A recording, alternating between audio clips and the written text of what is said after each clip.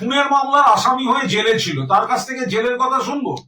খুনের মামলার আসামি অমিত শাহ, যখন উনি জেলে ছিলেন তখন খুনের মামলার আসামি।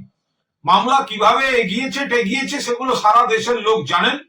তো সময় দিন না, তারপর দেখতে পাবেন। আমি কুণাল ঘোষ জ্ঞানত কোনো অন্যায় করিনি।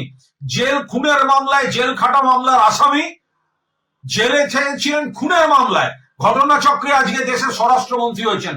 কথা বলবেন ভেবে চিন্তে কথা বলবেন, যে আমি আদৌ অপরাধী না নিরপরাধ। আমার একাধিক মামলা শেষ হতেও শুরু করেছে।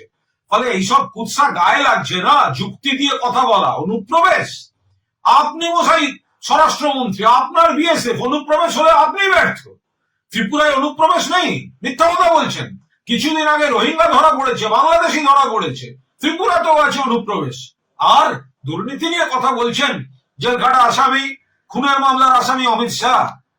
যে আপনারা যাদের দিকে আঙুল তুলেছেন দুর্নীতিগ্রস্ত বলে, ভিডিও দেখিয়েছেন পশ্চিমবঙ্গে, আজকের যিনি বিরোধী দলনেতা, মহারাষ্ট্র, সারা দেশে, আসাম, যাদের বলেছেন তাদের এগেনস্টে তদন্ত চাই, হাজার হাজার কোটি টাকার দুর্নীতি অনেকে, তাদেরকেই তারপরে ওয়াশিং মেশিন বিজেপিতে নিয়ে তাদেরকেই পদ দিয়ে আবার বড় বড় কথা বলছেন। যাদের ক্যামেরায় দেখা যাচ্ছে টাকা নিচ্ছে, তাদের নিয়ে বসে আছেন, আপনি আবার অন্যদের দিকে তাকিয়ে কথা বলছেন।